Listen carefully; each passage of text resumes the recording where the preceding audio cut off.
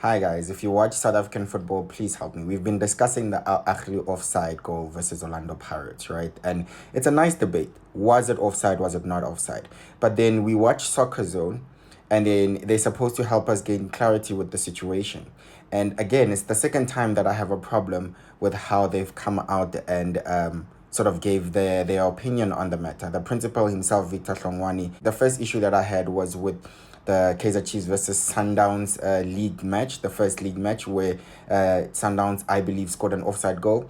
Soccerzone comes out and gives us an incorrect image where the lines are not straight, the line is drawn from the player's feet and not head when the head is the furthest thing from the body. The ball has already also been kicked when that line is drawn as well, or when the frame is paused. So I had a bunch of issues with that photo, and I was like, we can't use that as evidence because the evidence is incorrect.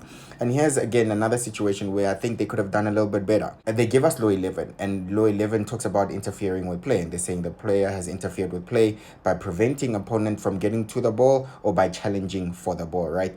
And I don't have a problem with that. If you watched my previous video on my opinion on whether or not it was onside or offside, I did say I don't have a problem with those two factors because Rabia, the captain of Al Ahly, did not do any of those two things. He didn't prevent the opponent from getting the ball or he didn't challenge for the ball. That's fine. But the actual point of discussion is whether he interfered with play. And this is not the full rule. The full rule goes on to say, does he make an obvious action? Does he make an obvious action which can affect the ability of the opponent to play the ball? And for me, that's what I highlighted. And for me, that's what's subjective. That's what we should be discussing. Imagine you're neutral. You're just standing in the middle. You have not decided whether or not it's offside or onside, right? You have one person debating that it's offside and they're giving you their reasons why. And you have another one debating that it's onside and they're giving you their reasons why, right? So it's just supposed to be like that. It's supposed to be a fun debate, an open, honest, logical debate that we should be having. No one is arguing on these 2 points because we know it's clear. From this, he's not offside from these two definitions. We are 100% fine with that. But for me, he makes an obvious action which affects play. What does he do? He's offside. He tries to run back onside, but when the ball is played, he is still offside, and then he makes a run into the box. So he's still moving, and he's moving within close quarters. He's so close to the ball when the ball lands at his teammate's chest, right? He's so close to our defender, he's so close to his teammate, and he's so close to the ball. So to me, those movements are what interferes with play, because think about it, if he's not there at all, our defenders can go either challenge to head that ball away, or they can mark his teammate easily.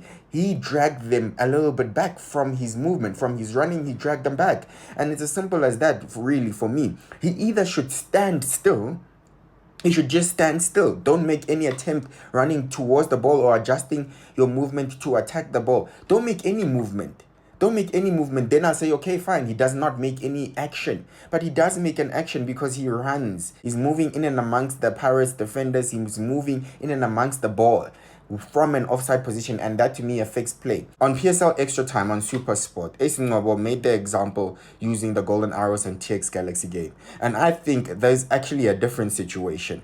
And in that case, I agree. He does not interfere with play at all. He's not close to the ball doesn't come towards him, it's gone to the other flank to his teammate. He's not challenging for the ball, he's nowhere near the ball, he's not literally making any movement towards the ball or anything. So he's far from interfering with play. But in this case, it's different. Look at how close Rabia is. Look at where he's coming from. He was occupying the Pirates defenders' space and attention in the box. To me, don't move then.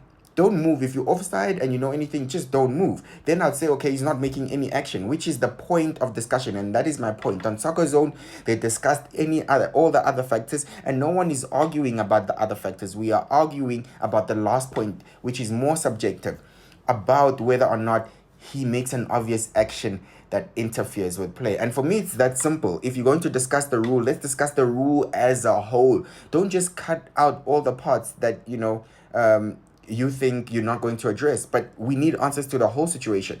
That's it's as simple as that. So yeah, please let me know what you think.